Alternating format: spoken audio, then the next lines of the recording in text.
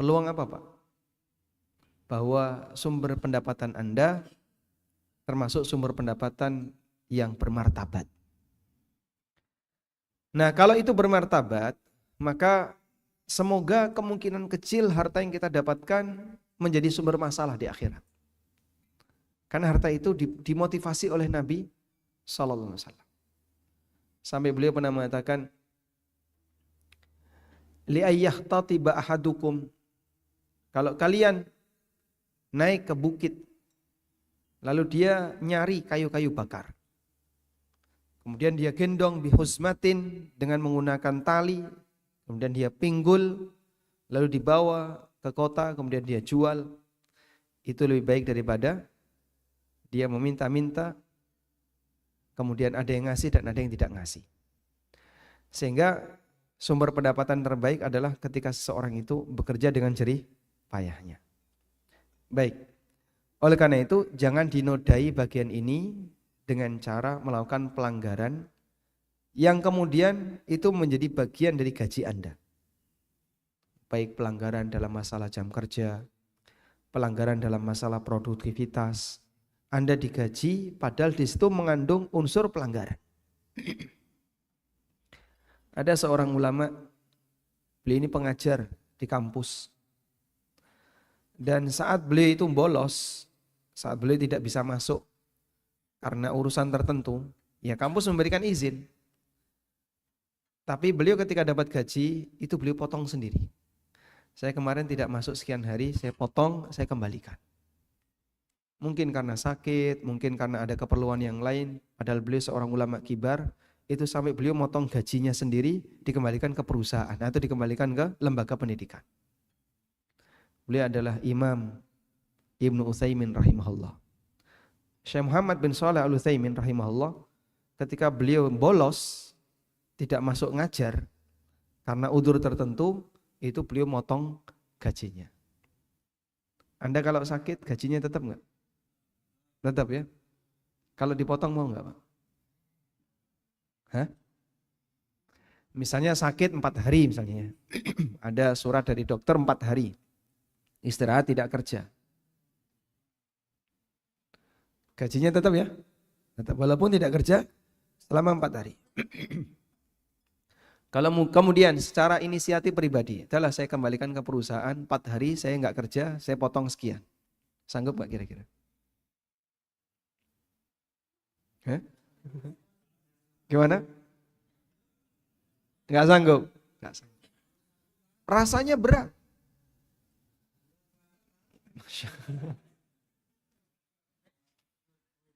Lebih berat mana dengan tanggung jawab di akhirat? Hah?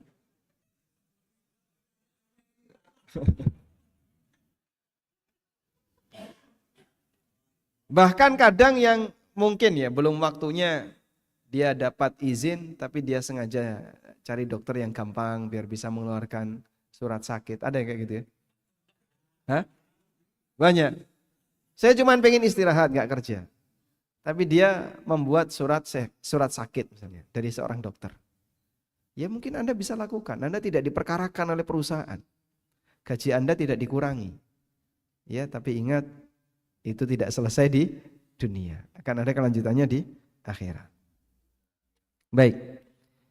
Selanjutnya, ada bekerja untuk status sosial. Nabi SAW memuji orang yang bekerja untuk memberikan nafkah bagi dirinya dan keluarganya, sehingga dia tidak menggantungkan diri kepada orang lain. Dan bapak-bapak, Masya Allah ya, dari hasil yang Anda miliki, ada banyak orang yang bisa makan. Istri Anda, anak-anak, mungkin orang tua, dan orang yang berada di sekitar kita. Pendapatan 1 orang, tapi cukup sampai untuk nafkah 7 orang.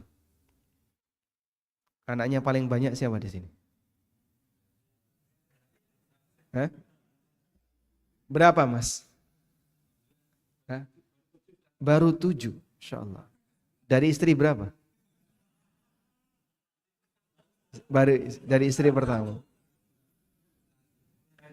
Berarti hasil kerja beliau, kalau anaknya 7 ya, dimakan oleh 9 orang. Tambah orang tua 11. Sehingga beliau bekerja untuk memberi nafkah bagi 11 orang. Diri beliau sendiri, istri, kemudian anak yang jumlahnya 7 tambah orang tua. Itulah keberkahan harta yang diberikan oleh Allah Ta'ala kepada sebagian hambanya. Nah, orang seperti ini dipuji oleh Rasulullah SAW. Coba kita lihat hadis ini ya. Semoga jadi motivasi bagi bapak-bapak sekalian. Ka'ab bin Ujrah bercerita, suatu hari Nabi SAW dan para sahabat melihat ada orang yang kerjanya sangat tekun. Sampai para sahabat itu berkomentar, saking rajinnya orang ini ketika bekerja, sahabat itu berkomentar, "Ya Rasulullah, lau ja'alahu fi sabilillah." Andaikan kerjanya itu dia pakai untuk kegiatan fisabilillah, tentu pahalanya akan luar biasa. Dipakai untuk bersih-bersih masjid, dipakai untuk kerja bakti pondok, tentu pahalanya akan lebih besar. Apa jawab Nabi SAW? Anda lihat.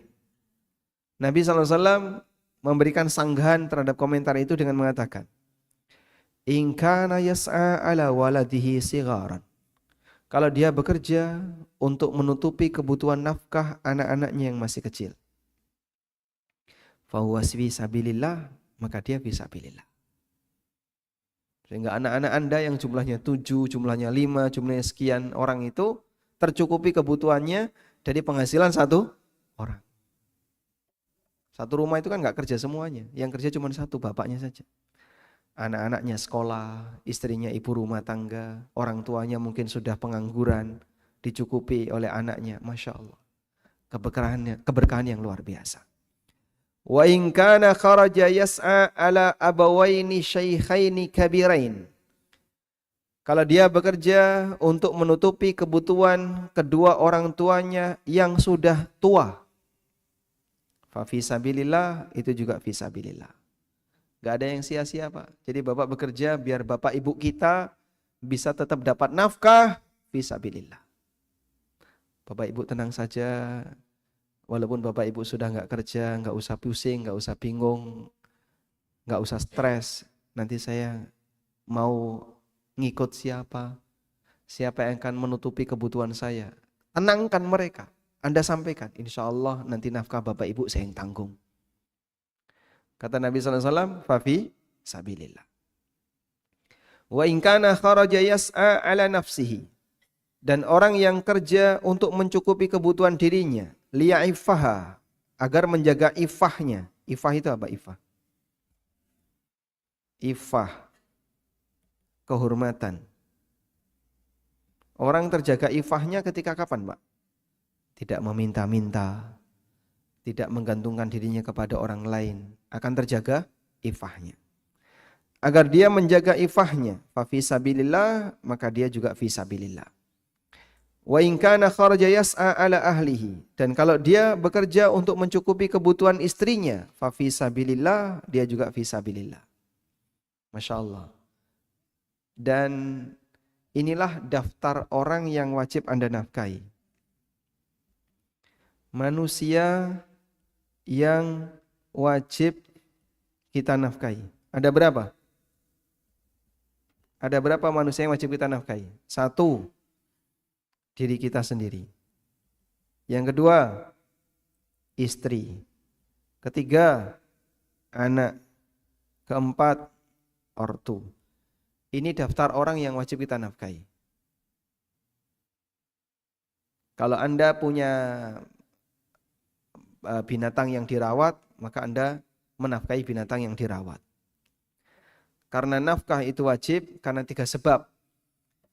Karena sebab nasab, sebab pernikahan, dan kepemilikan. Nafkah itu wajib karena 3 sebab. Apa tadi? Nasab, contohnya apa? Anak dan ortu, orang tua. Jadi Anda memberikan nafkah ke ortu, jika ortu tidak mampu, anak wajib ngasih nafkah ke ortu. Dan sebab wajibnya adalah karena nasab. Anda adalah nasabnya. Termasuk juga nasab kita, yaitu anak. Yang kedua, sebab pernikahan, istri. Yang ketiga, sebab kepemilikan, Hah? Kalau dulu ada budak dulu ya. Kalau sekarang binatang yang kita pelihara, binatang piaraan. Makanya orang kalau memelihara sesuatu, dia punya kewajiban memberikan nafkah kepada binatang itu. Nabi SAW pernah bersabda, dakhalat imra'atun fi hirratin. Ada seorang wanita yang masuk neraka gara-gara seekor kucing. Dakhalat imra'atun an-nara fi hirratin. Ada orang yang masuk neraka gara-gara seekor kucing. Amsakatha wala tut'imha. Dia kurung kucing itu tapi nggak dikasih makan. Hatta matat, sampai mati. Fadakhalat an-nara, maka dia masuk neraka. Baik, pertanyaannya. Apa hukum memberi zakat ke pembantu? Apa hukum memberi zakat ke pembantu?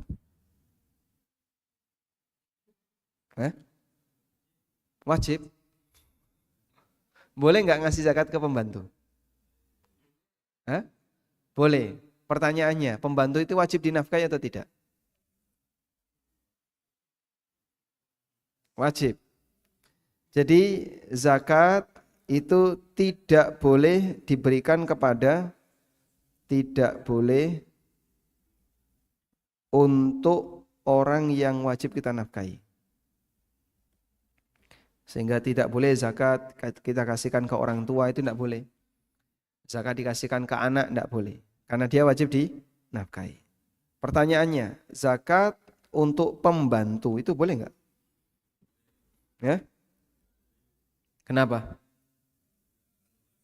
Karena tidak wajib dinafkahi. Kenapa pembantu tidak wajib dinafkahi?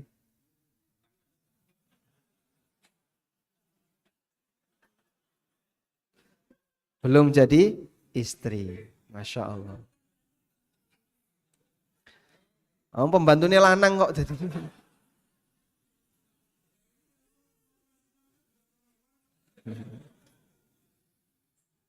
Baik. Jadi tidak ada hubungan nasab, bukan karena sebab pernikahan dan juga bukan kepemilikan. Pembantu itu milik majikan atau bukan? Bukan. Kalau milik majikan berarti apa?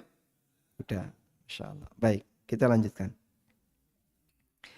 Jadi Anda bisa lihat di sini orang-orang yang wajib kita nafkahi, mulai dari diri kita, istri, anak, orang tua. Anda kerja untuk mencukupi kebutuhan mereka semua, disebut oleh Nabi SAW gimana? Fisabilillah. Sehingga Bapak bekerja biar Bapak tidak meminta-minta, itu fisabilillah. Sudah? Lalu di sini ada orang yang kerja tapi untuk kebanggaan. Wa in kana kharaja yas'a tafakhuran wa takatsura. Kalau ada orang yang bekerja tujuannya hanya untuk kebanggaan, kesombongan, biar punya status sosial di masyarakat, untuk status sosial. Biar kamu itu dianggap oleh masyarakat. Fa fi sabilis syaitan, maka ini kerja di jalan setan. Apa ada Pak yang kayak gitu? Ada sebagian orang yang memperjuangkan untuk bisa jadi seorang aparat negara, tujuannya untuk ini. Sampai orang tuanya pesan sama anaknya, ya biar keluarga kamu itu ada yang priayi. Tahu priayi Pak ya? Ya. Biar keluarga kamu itu ada orang yang terhormat. Biar ngangkat derajat keluarga, maka kamu harus jadi, kalau enggak ASN, aparat penegak hukum, atau angkatan bersenjata misalnya. Jadi motivasinya adalah motivasi untuk apa? Untuk tafakhuran wa takatsuran, untuk kebanggaan. Kerja yang motivasinya untuk seperti ini disebut oleh Nabi SAW, fa fi sabilis syaitan, maka dia bekerja di jalan setan. Kamu itu biar ketika berangkat kantor rapi, pulang rapi. Jangan berangkat wis elek, mulai tambah elek misalnya. Misalnya ya. Enggak, maksudnya penampilannya, pakaiannya ya. Baik. Coba lihat ini ya. Nah. Lebih baik tangan kotor tapi hasilnya bersih daripada tangan bersih tapi hasilnya kotor. Betul? Anda kerja di bengkel kan? Sehingga Anda mungkin tidak lepas dari yang namanya benda-benda yang keras. Tidak lepas dari oli misalnya. Tangan kotor nggak apa-apa, yang penting hasilnya bersih. Daripada orangnya bersih tapi hasilnya kotor. Berangkat bersih, pulang bersih tapi hasilnya kotor. Buat apa? Mending kita kotor fisik tapi batin bersih. Wallahu a'lam. Baik. Selanjutnya, ini ujian ya. Lelah mencari yang halal. Sekarang banyak orang bilang seperti ini. Hari gini nyari yang haram aja susah, apalagi nyari yang halal. Mumpung Anda punya pekerjaan yang halal, alhamdulillah. Sehingga Anda tidak punya masalah berkaitan dengan harta haram. Ada sebagian orang yang pusing, dia stres. Pak, saya kerja di asuransi, kerja di lembaga ribawi, kerja di tempat-tempat yang banyak syubhatnya. Terutama kerja di dunia keuangan, itu syubhatnya banyak. Dia datang dalam forum-forum kajian itu sambil bawa masalah, bingung dia, stres. Saya kalau resign dari sini mau kerja di mana? Usia sudah 40 ke atas. Daftar di sini nggak diterima, mana ada perusahaan yang mau nerima karyawan 40? Oleh karena itu, dalam posisi ketika Anda capek kerja di dunia yang halal, lelah mencari yang halal itu terhormat. Mencari penghasilan hanya dari yang halal bisa jadi lebih melelahkan daripada mencari yang haram. Bagi umat Muhammad SAW, harta adalah sumber fitnah terbesar. Nabi SAW bersabda, Inna likulli ummatin fitnatan, wa inna fitnata ummati al-mal. Setiap umat itu punya fitnah, dan fitnah umatku adalah harta. Sehingga dengan sebab harta, manusia rebutan untuk mendapatkan dengan cara yang enggak benar. Ada sebuah penyakit yang disebut dengan penyakit istibto. Penyakit istibto. Apa itu penyakit istibto? Ingin cepat sukses sebelum waktunya. Ingin cepat sukses sebelum waktunya. Contohnya kayak apa, Pak? Ya pengen cepat dapat duit banyak, tapi dengan cara melanggar syariat sebelum waktunya. Contoh ya, hari gini kalau belum punya rumah dengan cara KPR, lo mau cari pakai apa? Ada yang tunggakan KPR-nya masih panjang? Misalnya KPR riba. Ya? Kamu kalau cuma nabung-nabung saja, pendapatan kamu dengan kenaikan harga tanah nggak ngejar. Sehingga sebagian punya prinsip, udahlah cepet-cepetan aja pakai KPR.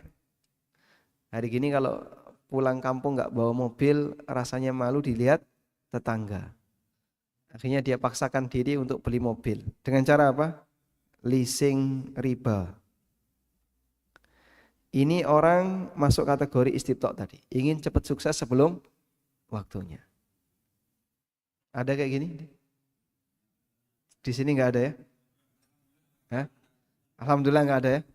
Nggak ada.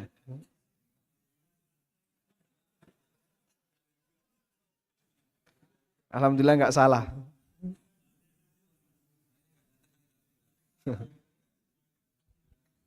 Masya Allah. Baik. Terus gimana ini Pak? Ya dia melakukan dosa. Sehingga dia mungkin bisa mendapatkan properti lebih cepat. Dapat rumah, dapat mobil, kelihatannya mewah hidupnya. Tapi dengan cara bermasalah. Dia berdosa.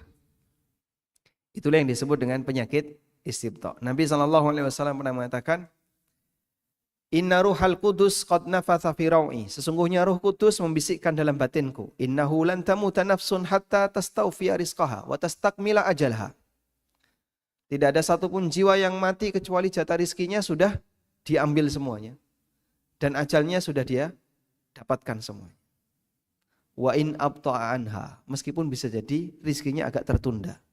Fala tastabti'u anha, maka janganlah kamu punya penyakit istibta'. Apa itu? Ingin cepat sukses sebelum waktunya. Dan karena sebab penyakit istibta', dia karena kejar target ya, dia melakukan yang haram. Haram ini terjadi karena istibta'. Makanya Nabi SAW kasih peringatan, khudhu ma hulla wa da'u ma hurrim. Ambillah yang dihalalkan, tinggalkan yang diharamkan. Jangan sampai penyakit istibta' memaksamu untuk mengambil apa yang bukan hakmu. Sehingga modelnya seperti tadi ya. Pengen dapat tambahan lembur. Lembur sama hari normal gajinya gede mana? Lembur. Berapa kali lipat? 2. Masya Allah, pantas. Sehingga yang seharusnya nggak lembur dibuat lembur. Betul kayak gitu? Hah? Enggak ya? Nggak salah? Hah? Ya, coba masnya ini. Saya mau tanya, tolong arahkan kamera ke sana.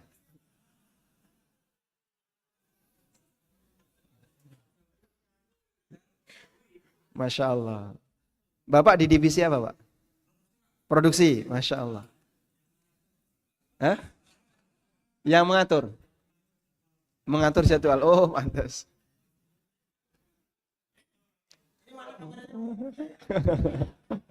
Petugasnya lagi ke toilet ini. Udah ditunggu-tunggu ya. Pernah Bapak seperti itu, Pak? Enggak lembur dibuat lembur? Enggak? Enggak salah atau enggak pernah? Masya Allah.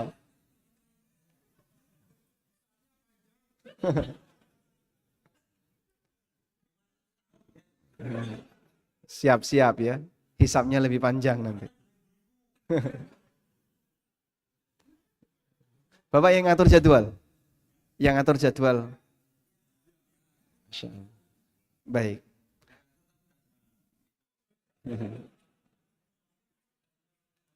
Maka Bapak saya nasihatkan, bertakwalah kepada Allah. Kalau sampai ada teman Anda yang merasa didolimi oleh Anda, nanti mereka nuntut di akhirat.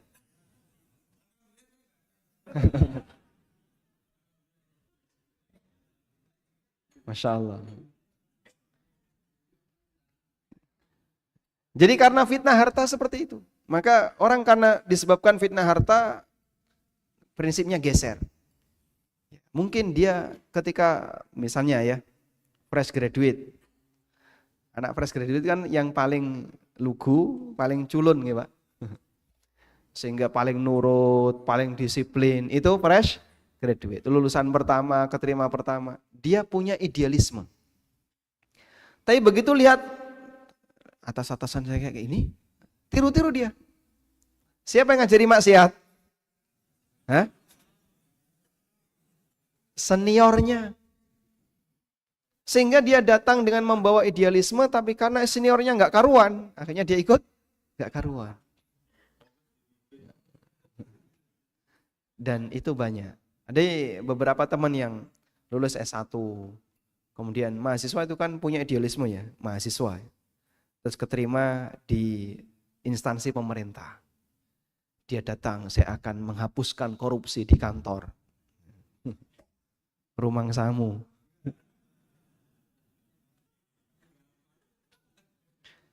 Begitu sudah masuk sistem, ikut-ikutan jadi bagian.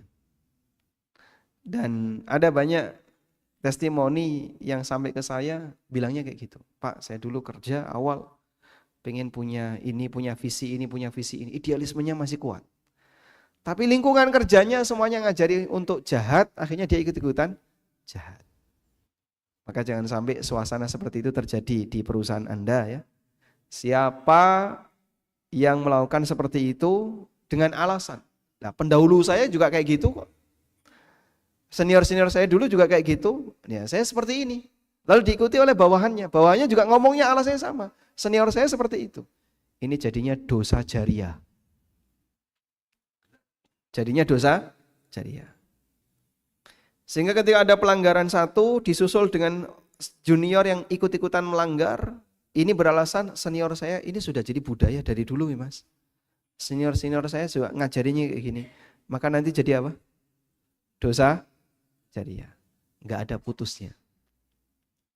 Dan banyak yang beralasan seperti itu. Saya misalnya punya kasus ya, ada orang cerita tentang perjalanan dinas fiktif, rapat fiktif, cukup tanda tangan dapat amplop, padahal nggak ada rapatnya. Tanda tangan dapat amplop padahal tidak melakukan perjalanan dinas. Fiktif-fiktif seperti itu. Itu banyak sekali. Akhirnya kita sampaikan, ini kan enggak boleh. Tapi sudah jadi sistem ya Pak. Senior-senior seperti itu semuanya. Betul, senior Bapak mungkin seperti itu. Tapi kalau kamu ikut-ikutan, diikuti oleh junior kamu, dengan alasan seniornya juga seperti itu. Ini dosa jariah. Kamu bagian dari rantai dosa jariah itu. Maka rantai-rantai dosa jariah ini harus putus salah satu, biar enggak berkelanjutan. Baik di instansi pemerintah maupun di instansi swasta. Jangan ngajari elek. Kalau sampai junior kamu ikut-ikutan, gara-gara ngikuti seniornya, maka ini jadi dosa jariah. Telat masuk kerja, diajari NG, enggak apa-apa. Diajari, kamu bisa ulur-ulur seperti ini biar nanti dapat uang lembur. Junior belajar ke siapa? Senior. Dari semua itu maka akan menjadi apa? Dosa jariah. Ini contohnya. Dari Abu Hurairah radhiyallahu anhu Nabi sallallahu alaihi wasallam bersabda, "Ya'ti 'alan nasi zamanun la yubalil mar'u ma akhadha min." Akan datang satu zaman di mana orang tidak peduli dari mana dia mengambil harta, apakah dari yang halal ataukah dari yang haram. Hadis riwayat Ahmad dan Bukhari. Dan zaman itu bisa jadi kita sedang menjumpainya. Manusia tidak peduli dari mana dia mengambil harta. Itulah zaman yang saat ini sedang kita hadapi. Dari Amr bin Auf Al-Ansari radhiyallahu anhu, Nabi sallallahu alaihi wasallam bersabda, "Fa wallahi lal faqru akhsha 'alaikum." Demi Allah, yang aku takutkan bukanlah fakir yang menimpa kalian. Walakin akhsha 'alaikum an tubsata 'alaikumud dunya. Tapi yang aku khawatirkan adalah ketika gaji kalian gede, ketika gaji kalian besar,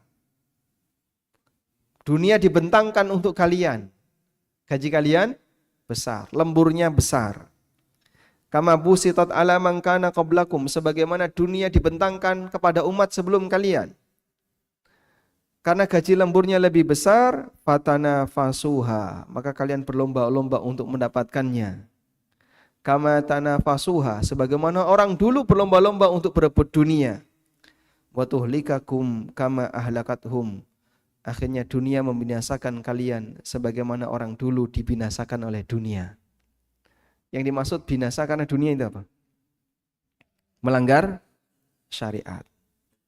Jadi orang binasa karena dunia itu maknanya adalah melanggar syariat. Maka dia berdosa disebabkan karena belani dunia. Dia berdosa disebabkan karena ingin mengincar nikmat dunia. Baik. Berbeda dengan kondisi mukmin, mukmin selalu menjaga agar bagaimana yang dia dapatkan hanya pada pendapatan yang halal. Karena dia tahu bahwa dia sedang memberikan nafkah untuk keluarganya dan dia ingin itu sebagai amal fi sabilillah. Jadi bisa jadi Pak, gaji pokok Anda lebih bersih daripada uang lembur. Kalau Anda ngasih uang lembur kepada anak istri padahal itu sebenarnya tidak harus ada, maka bisa menjadi darah yang mengalir di anak-anak kita, daging yang tumbuh di anak-anak kita disebabkan uang yang tidak seharusnya kita dapatkan. Wallahu a'lam. Baik. Selanjutnya,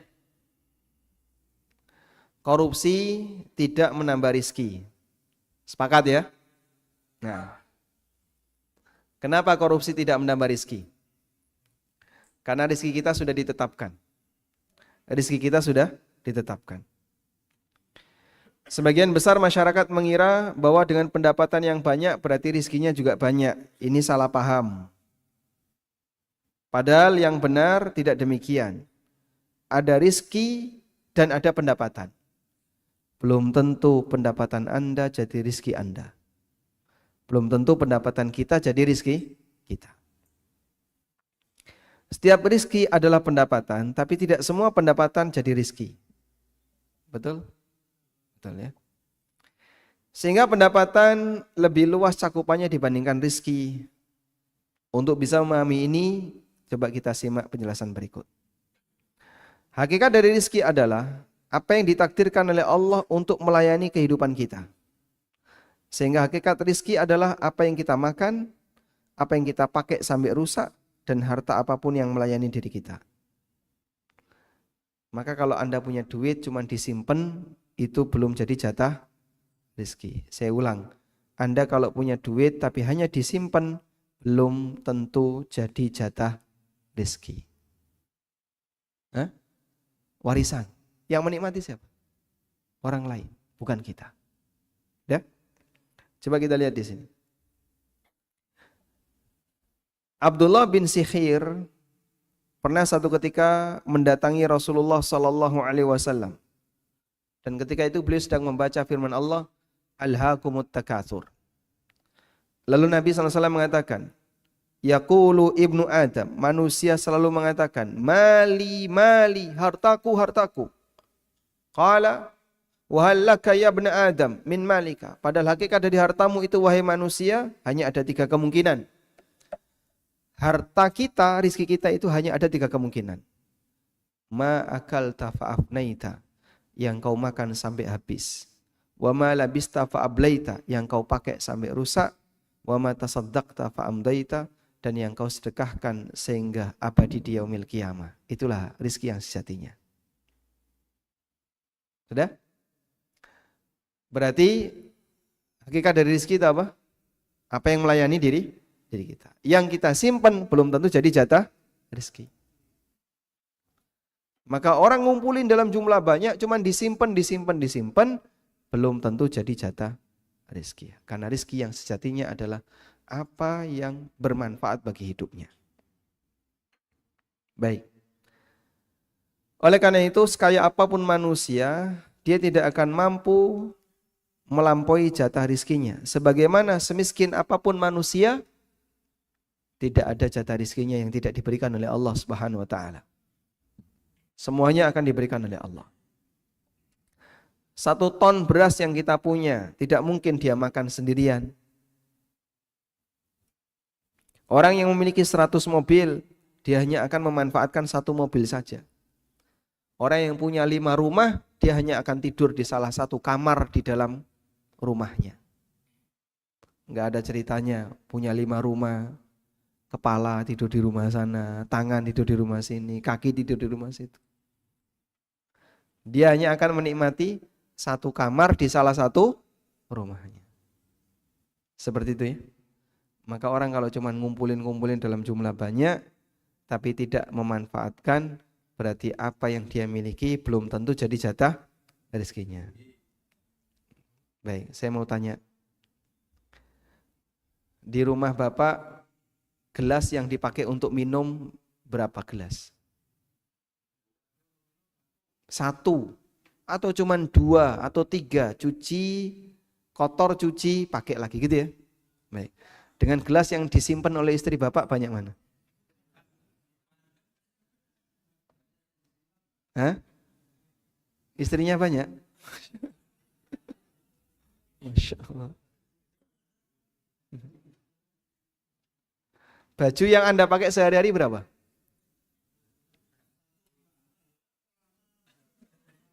Ya, berapa? Baju celana yang dipakai sehari-hari berapa? Ada 5 setel? Ya, mungkin 5 setel, anggaplah 5 setel.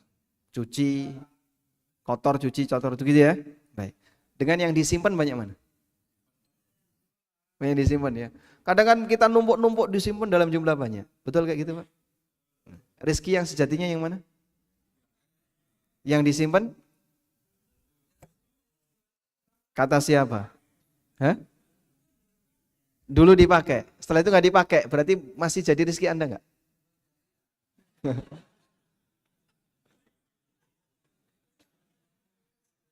Masya Allah. Baik, coba yang jawab ya. Pak siapa namanya?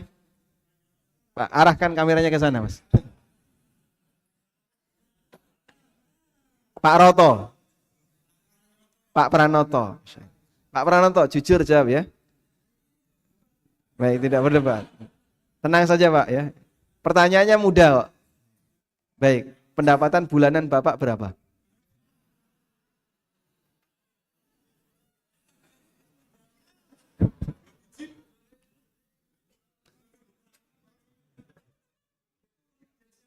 Kamu ini ya.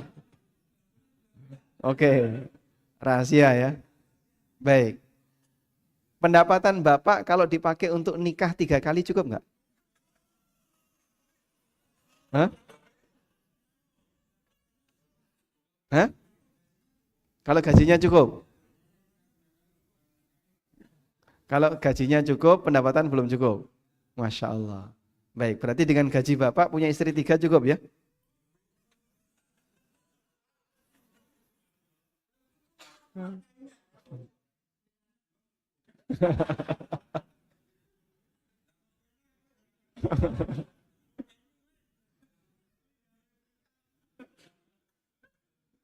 Maka di saat Bapak misalnya punya gaji 2 digit misalnya, tapi istri cuma 1, berarti itu belum jatah rizki. Paham Pak? Baik, kita lanjutkan ya. Intinya gini ya, apa yang kita dapatkan belum tentu itu melayani kita, tapi yang pasti itu semuanya kita akan dihisap.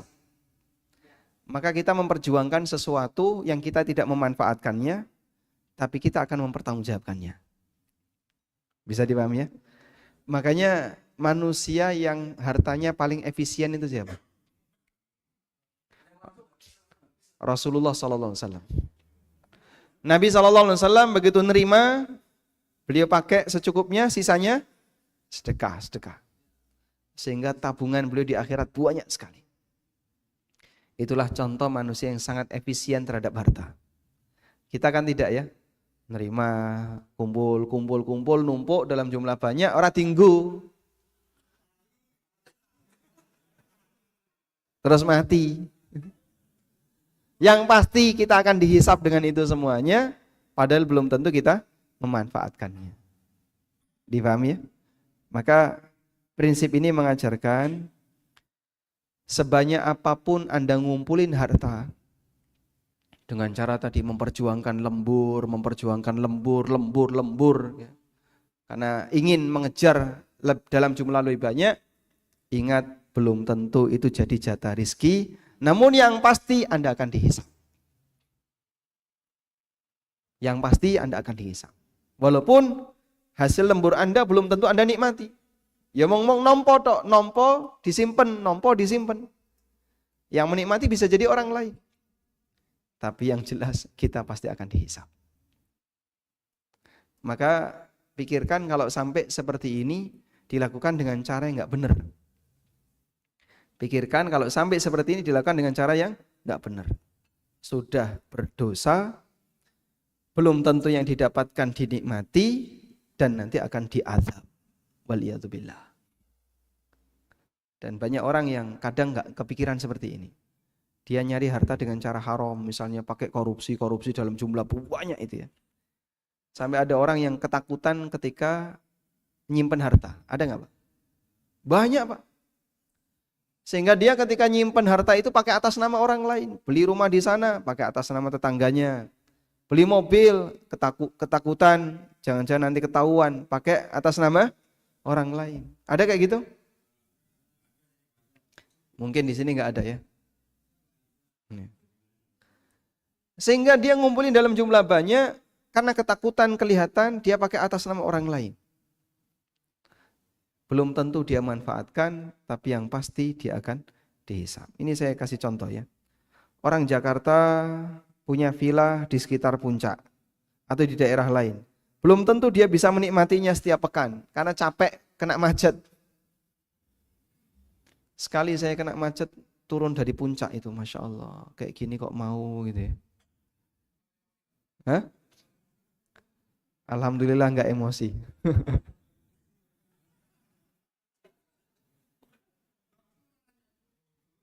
Tapi dimarahi orang ada. Dimarahi orang saya. Hah? Karena nyenggol. Saking macetnya itu mobil, Masya Allah. Berangkat macet, pulang macet. Dia hanya menikmati puncak berapa hari? Datang Jumat sore, Ahad pagi sudah harus persiapan pulang. Itu pun kena macet. Sehingga mereka yang punya villa di puncak, belum tentu Pak sepekan sekali dia datang ke situ. Siapa yang menikmati? Pak Bon. Yang menikmati Pak Kebon, tukang kebon, dia yang punya. Dia hanya menikmati sepekan sekali, bahkan ada yang sebulan sekali, karena dia harus berjuang melawan macet. Itu contoh orang yang pintar ngumpulin, tapi tidak memberikan manfaat baginya. Kalau sampai itu harta haram, maka yang pasti dia akan diazab karena hartanya haram jika Allah tidak ampuni, tapi dia belum tentu memanfaatkan. Ada salah satu kawan cerita, beliau ini punya hobi badminton, punya komunitas teman-teman badminton, pejabat dan seterusnya. Sampai akhirnya kawan saya bilang, saya punya teman, begitu pensiun beli mobil mewah. Terus saya tanya, Pak, kenapa baru beli sekarang? Bapaknya bilang, ya sebelum pensiun saya nggak berani untuk beli seperti ini. Sebelum pensiun nggak berani beli. Kenapa? Resiko diaudit. Ketika saya dapat cerita itu saya batin. Andai kan orang ini sehari sebelum pensiun dia mati. Dia ngumpulin harta dengan cara bermasalah, begitu mau pensiun mati. Belum sempat menikmati. Tapi yang pasti dia akan mempertanggungjawabkan di hadapan Allah. Maka Anda ngumpulin dalam jumlah banyak dengan cara memperjuangkan lembur tadi ya.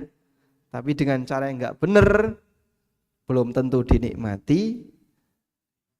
Tapi yang pasti dipertanggungjawabkan di akhirat. Kalau caranya nggak benar, malah jadi azab. Pikirkan jemaah. Baik. Ini memang kalau dari sisi contoh, mungkin kalau Anda bekerja di perusahaan swasta barangkali tidak begitu bersinggungan. Tapi mereka yang bekerja di instansi pemerintah seperti ini sangat menakutkan. Sehingga banyak orang yang ketakutan untuk baca buku fikih ASN dan karyawan. Iya betul, ada ini salah satu teman ya. Dia main ke Jakarta, ketemu teman satu sekolah. Terus tanya, kamu kerja di mana? Di Jakarta Pusat. Di mana? Di kantor pemerintah. Bagian apa? Perizinan. ASN ya Pakmu? Iya ASN. Dikasih buku itu Pak, fikih ASN. Ini hadiah untuk kamu, wes gratis kawanan. Enggak, saya enggak mau. Dia enggak mau baca.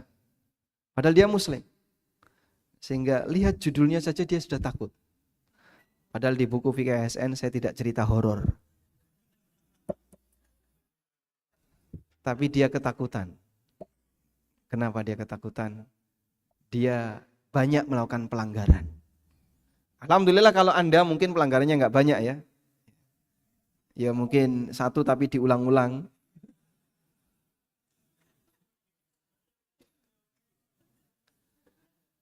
Cuman hal yang penting untuk diperhatikan bahwa apa yang Anda dapatkan bisa jadi jumlahnya besar, tapi belum tentu Anda memanfaatkan, yang pasti Anda akan mempertanggungjawabkan di akhirat. Wallahu a'lam. Walhamdulillahirabbil alamin. Baik. Sekarang jam 11. Kita ganti sesi tanya jawab, memberi kesempatan bagi teman-teman sekalian apabila ada yang ingin disampaikan kami persilahkan. Wassallallahu ala nabiyyina Muhammadin wa ala alihi wa sahbihi wasallam. Baik, Terima kasih Pak Ustadz atas pemaparan materi yang sangat luar biasa. Untuk selanjutnya adalah agenda sesi tanya jawab. Saya batasi untuk pertanyaan hanya 2 berhubung waktu yang sangat singkat. Bagi penanya jawab silahkan bisa acungkan tangan lalu berdiri dan memperkenalkan diri sehingga bisa terdengar oleh rekan-rekan lainnya. Boleh silahkan Mas Anas yang sebelah kanan. Kita sampai jam berapa tanya jawabnya? Jam 11.30 Pak Ustadz. Setengah 12. Ya. Secukupnya ya insya Allah. Baik, Mungkin Pak. bisa lebih dari 2. Silakan Pak. Assalamualaikum. Waalaikumsalam warahmatullahi wabarakatuh. Saya Setiawan dari maintenance Ustadz. Mau bertanya 2 hal. Yang pertama mengenai miskin dan kaya tadi. Jadi dijelaskan untuk masuk surga itu jedanya setengah hari atau 500 tahun. Yang dimaksud miskin dan kaya ini kalau di zaman Rasulullah itu seperti apa Ustadz? Apakah punya mobil itu sudah kaya zaman sekarang misalnya gitu? Padahal kan tidak jelas nominalnya gitu. Itu satu. Yang kedua terkait menyimpan harta. Nah kita kan punya anak-anak di mana kita ketahui biaya pendidikan juga tidak murah. Anak-anak itu kan mungkin pendidikannya sampai SLTA atau mungkin kuliah gitu Ustadz ya.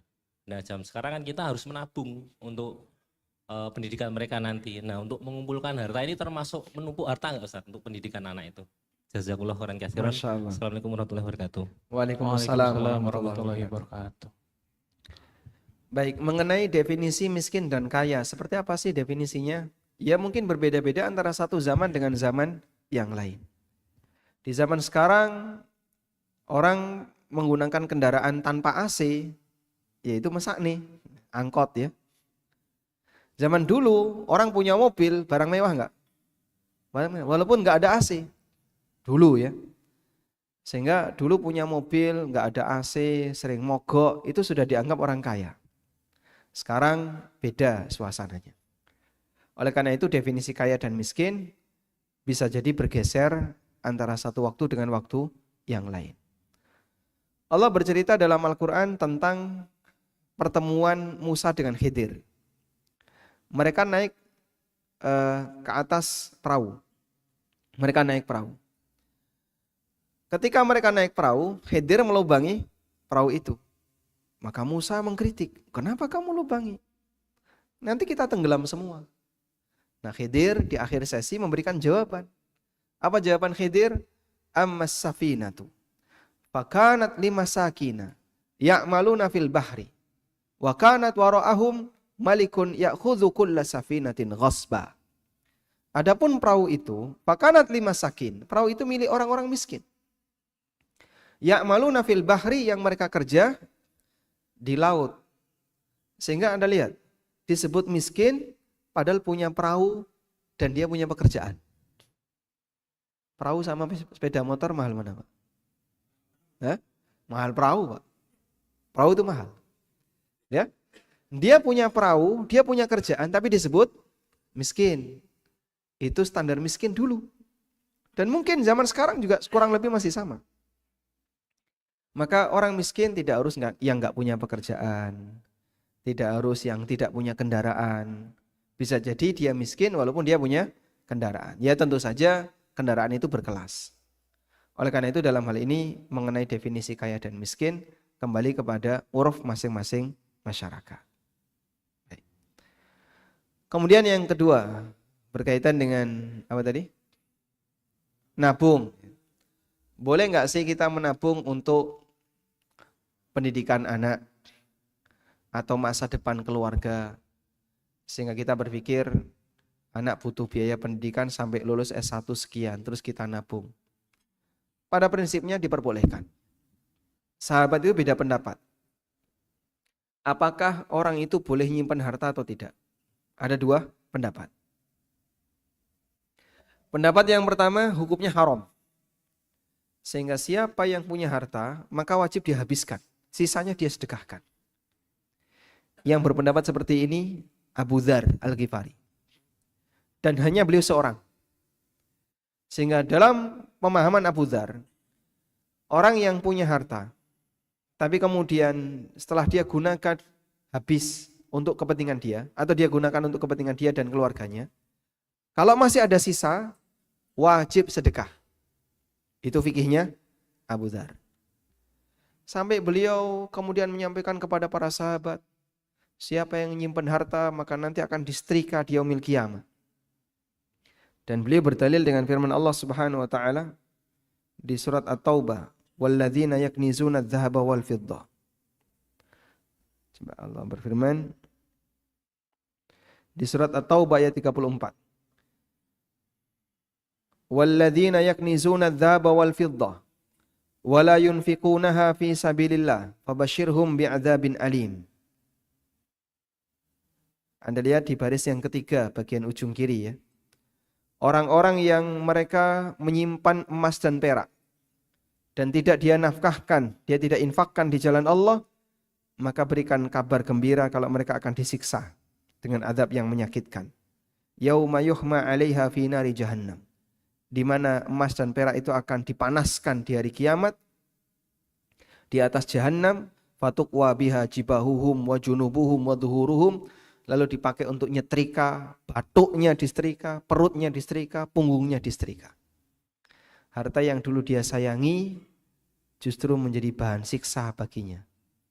Yang dulu sayang untuk dia keluarkan, yang hemat-hemat, yang dia cintai, besok di hari kiamat dijadikan apa? Bahan untuk menyiksa pemiliknya. Nah, Abu Dzar memahami ayat ini bahwa siapa yang punya harta dia gunakan secukupnya, sisanya wajib dia sedekahkan. Ini pendapat yang pertama. Pendapat yang kedua, pendapat jamahir sahabat, pendapat jumhur sahabat selain Abu Dzar, bahwa ayat ini hanya berlaku apabila orang tidak bayar zakat. Orang yang nyimpen duit, nyimpen harta, tapi dia tidak bayar zakatnya, maka nanti dia akan disiksa, di mana bentuk siksanya adalah dia disetrika di yaumil qiyamah dengan harta yang dia punya. Dia akan disetrika di yaumil qiyamah dengan harta yang dia miliki. Terus gimana Pak? Ya suasananya seperti ini. Dia disetrika punggungnya, batuknya, perutnya dengan uang yang dia punya. Dan apabila sudah dizakati, maka berarti dia sudah menunaikan kewajibannya. Maka berdasarkan hal ini, boleh enggak orang itu nyimpen harta? Boleh. Apa dalilnya? Ayat yang membicarakan tentang masalah zakat. Sehingga zakat itu setelah dia punya harta 1 nisab, keluarkan 2,5%. Dan dalil yang lain adalah bolehnya orang punya warisan. Kalau dia tidak boleh nyimpen, berarti haram punya warisan. Lalu apa fungsinya ayat waris kalau nggak boleh punya warisan? Sehingga ayat tentang warisan jadi nganggur, nggak berfungsi karena kaum muslimin tidak boleh punya warisan. Paham? Sehingga adanya ayat warisan menunjukkan boleh nyimpen harta. Cuman kita berbicara bahwa semua yang disimpan pasti dihisab. Baik yang Anda manfaatkan maupun yang nantinya akan jadi warisan atau yang Anda jadikan sebagai bekal untuk nafkah anak, biaya pendidikan di masa depan dan seterusnya. Wallahu a'lam. Baik, selanjutnya. Baik, untuk pertanyaan berikutnya, boleh silakan Mas Anas. Baik, bismillahirrahmanirrahim. Assalamualaikum. Pak Trimo, Mas Anas, yang paling depan. Saya duluan Pak ya. Boleh silakan. Bisa, gajinya gede mana gajinya? Oh, gede yang belakang ya? Cukup. Belakang duluan. Ya. Ustaz, berkaitan dengan tadi yang disebut kedzaliman akan menghalangi kita masuk surga termasuk utang. Pertanyaan saya, apakah ketika kita itu berbuat kesalahan yang notabene-nya tidak kita sengaja gitu, tidak kita sadari, tapi kesalahan itu membuat orang lain menjadi tersinggung atau terdolimi gitu. Nah kemudian kita sudah berusaha untuk meminta maaf, namun sepertinya orang yang terdolimi tadi belum sepenuhnya memaafkan kita gitu. Apakah kita sebagai yang tadi berbuat dolim tanpa dia sadari itu akan terhalang juga di akhirat nanti. Syukuran Ustaz. Masya Allah. Baik. Memang yang namanya Dunia kerja itu penuh dengan gesekan ya. Dan gesekan itu menimbulkan medan magnet atau menimbulkan panas? Hah? Ada dua kemungkinan. Bisa menimbulkan panas, bisa menimbulkan medan. Sehingga awalnya belum kenal, begitu kenal makin akrab, makin seneng. Berarti gesekan menimbulkan medan magnet. Ada yang ketika kenal senep tiap hari. Akhirnya wong iki senep. Maka gesekan menimbulkan panas. Baik. Selanjutnya jemaah. Kalaupun kita mengalami gesekan seperti itu, jangan sampai dibawa ke akhirat. Selesaikan di dunia. Karena di akhirat itu kita nggak tahu siapa yang akan dibela oleh Allah. Sehingga Anda jangan terlalu berani, kita selesaikan di akhirat. Masya Allah. Ini kekendelen ya. Orang ini terlalu berani. Hanya untuk urusan ringan. Berapa sih kerugian Bapak? Ya itu kan menyangkut nama baik saya. Harga diri saya, harga Anda berapa? Sudahlah ikhlaskan saja, jangan bawa-bawa ke akhirat. Sehingga urusan dengan sesama, kalau bisa selesaikan di dunia, selesaikan di dunia.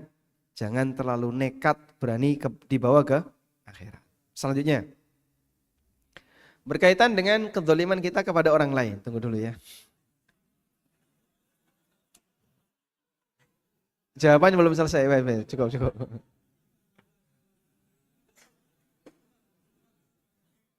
Bapak maafkan ya.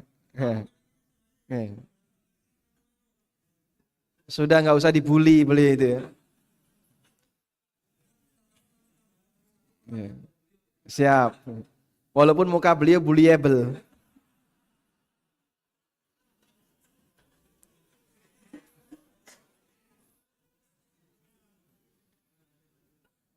Ya, sekarang saya lanjutkan. Saat kita melakukan kesalahan kepada orang lain, ada dua kemungkinan ya. Disengaja dan tidak disengaja. Kalau disengaja, kita dosa. Dosa kepada Allah dan dosa kepada orang yang bersangkutan. Itu kalau sengaja. Maka kewajiban kita bertobat kepada Allah dan minta maaf kepada orang yang bersangkutan. Bagaimana kalau tidak disengaja? Kalau tidak disengaja, maka kita tidak berdosa. Rabbana la tu'akhidna in nasina au akhtana. Ya Allah, janganlah engkau menghukumku jika aku lupa atau aku keliru. Artinya tidak sengaja. Baik. Tapi kerugian yang diterima oleh orang lain, kita wajib bertanggung jawab. Walaupun kita tidak sengaja. Jika menimbulkan efek kerugian. Sehingga kalau Anda berbuat salah kepada orang lain tidak sengaja, kok sampai membuat HP-nya rusak. Jangan cuma minta maaf ya, HP-mu rusak. Ya wis. Tapi Pak Ustadz dia nggak memaafkan ya, kamu gak ganti HP ini mungkin. Tapi kan saya nggak sengaja, ya meskipun nggak sengaja. Tapi karena sampai ada resiko, maka kamu yang berbuat salah wajib ganti rugi. Pinjam mobil temennya. Pakai kecelakaan. Kecelakaan itu sengaja nggak? Tidak. Penyok, dikembalikan. Minta maaf ya, penyok.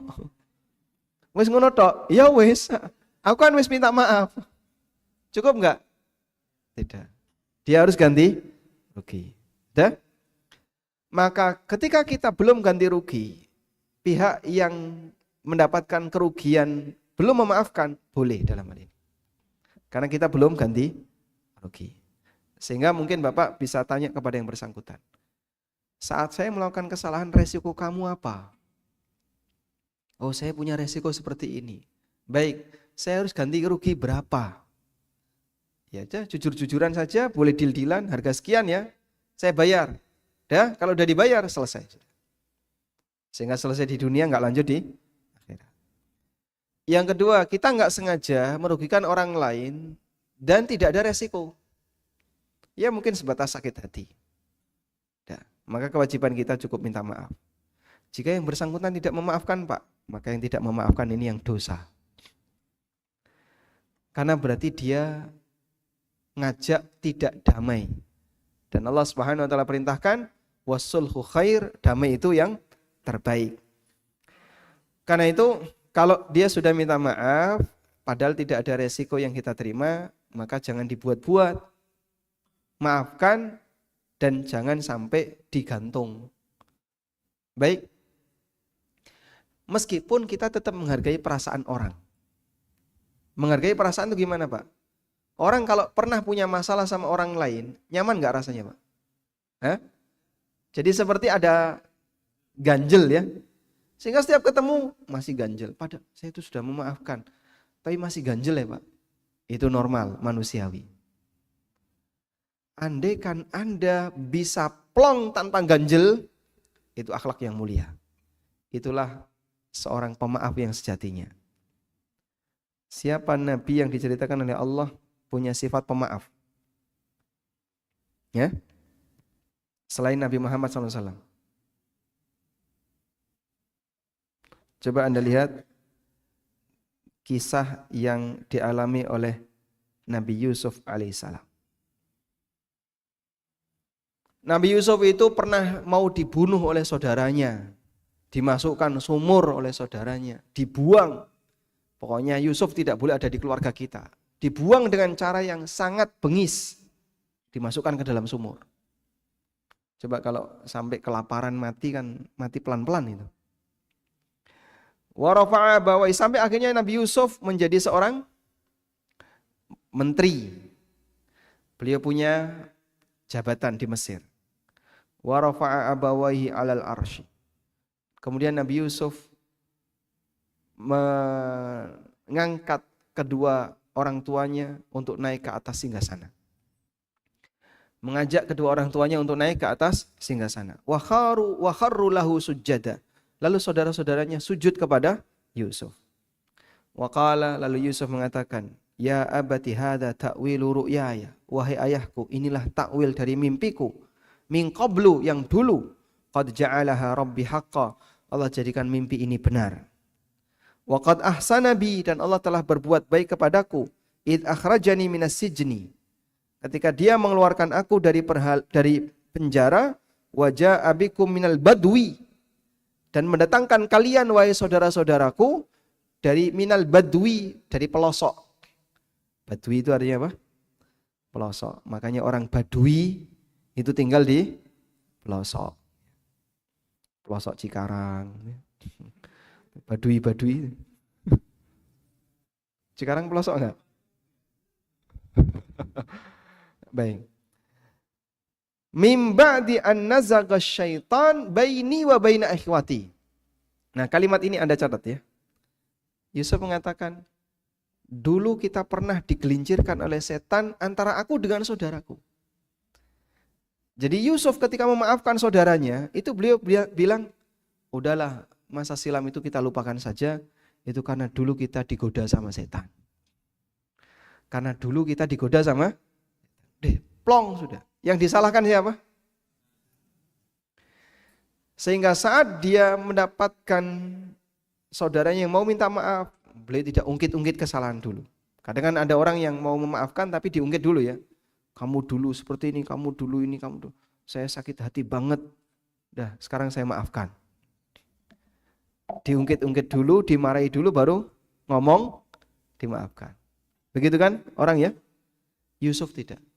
Lupakan yang dulu, itu dulu kita digoda sama setan. Inna rabbi latifun lima yasha.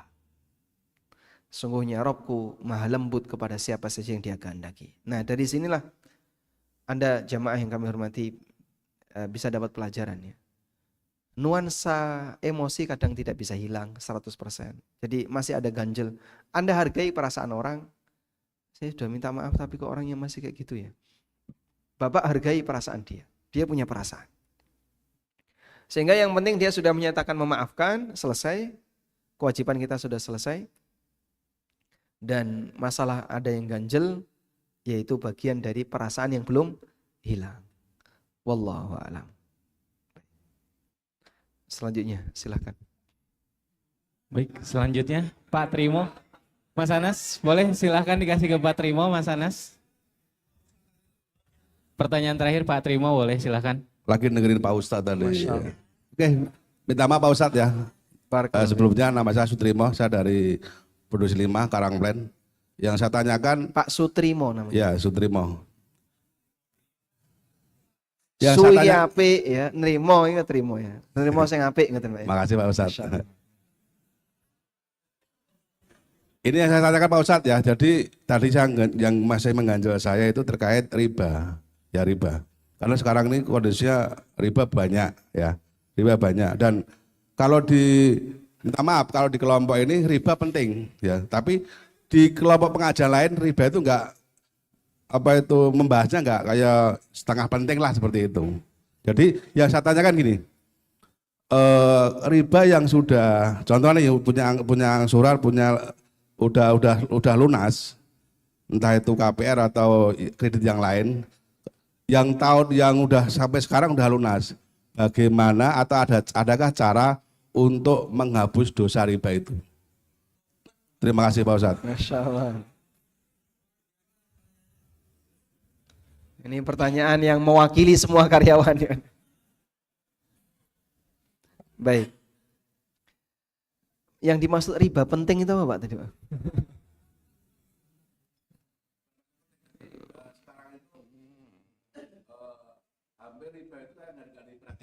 Hampir riba tidak diperhatikan. Hal biasa.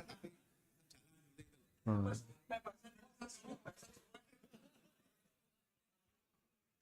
Iya. Jadi riba dosa besar, maka jangan dianggap remeh. Kira-kira ukuran segede apa Pak dosa riba itu Pak? Hah?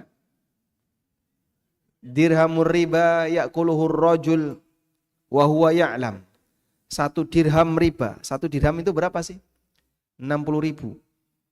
1 dirham riba yang dimakan oleh seseorang dan dia tahu itu riba. Asyaddu min 30 zanya. Lebih buruk daripada 30 kali berzina. Dan dalam riwayat yang lain ada yang menyebutkan riba yang paling ringan, wa akhafur riba mithlu ayyankihar rajulu ummah. Seperti seorang anak nikah sama ibunya. Nikah sama ibu sah enggak? Batal. Sehingga kalau ada orang nikah sama ibunya berarti sama dengan apa? Zina. Waliyadzubillah. Gambaran dosa riba yang demikian parah menunjukkan riba itu dosa besar. Belum lagi di akhirat nanti ditantang perang. Allah Subhanahu wa taala mengatakan, "Fa illam taf'alu fa'dzanu biharbin minallahi wa rasulih."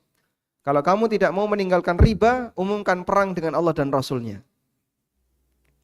Arab nganggo apa perang sama Allah? Sehingga hamba ketika di akhirat sangat butuh pertolongan Allah, tapi dia malah ditantang perang oleh Allah. Maka dari sini kita dapat pelajaran riba itu dosa besar yang wajib diwaspadai. Jadi jangan dianggap remeh ya. Tapi kan koncone oke Pak. Ya sampe nek melu-melu ngelakoni dosa besar ya jangan. Walaupun temannya banyak. Apakah gara-gara temannya banyak jadi halal? Hah? Apakah gara-gara temannya banyak perbuatan yang haram jadi halal? Tidak. Haram tetap haram. Baik. Selanjutnya. Terus kalau sudah terlanjur gimana Pak? Apalagi yang belum atau yang sudah lunas. Kalau dulu mungkin kita belum tersentuh dengan materi seperti ini. Sehingga saya dulu belum begitu ngerti. Sebenarnya wis ngerti tapi tidak begitu yakin. Ya. Terus gimana? Ya sudahlah, yang dulu biarlah berlalu. Kewajiban Anda berikutnya adalah bertobat kepada Allah. Kita semua punya masa silam. Para sahabat Nabi SAW punya masa silam. Ada di antara mereka yang rentenir, ada yang di antara mereka yang jualan khamr, dulu ada yang pernah melakukan maksiat AB. Tapi setelah mereka bertobat kepada Allah, masuk Islam, Islamnya baik, mereka jadi pahlawan dalam Islam. Anda juga bisa seperti itu. Masa silam biarlah jadi masa silam, kita menatap ke depan. Maka berikutnya jangan ulangi lagi kesalahan yang dulu, begitu ya. Miliki komitmen, saya tidak akan bertransaksi riba sampai mati. Agar kita tidak membawa dosa riba sampai mati. Wallahu a'lam. Baik, cukup tidak 3 pertanyaan dari Bapak-bapak sekalian. Untuk selanjutnya kita ada break makan siang, itu dari jam setengah 12 sampai dengan nanti jam 12.50. Ya, jadi setelah 12.50 semua sudah standby di ruangannya untuk kita lanjutkan di sesi 3 di jam 1 pas. Jadi untuk makan siang sudah kita sediakan, untuk sholat zuhur ada di ruangan sebelah, untuk tempat wudhunya ada di toilet, jadi bisa bergantian, sendal sudah disediakan juga. Demikian. Untuk istirahatnya silahkan bisa keluar masing-masing, dan bagi yang akan langsung makan siang boleh silahkan menikmati hidangan yang setelah disediakan. Terima kasih. Wassalamualaikum warahmatullahi wabarakatuh. Salam.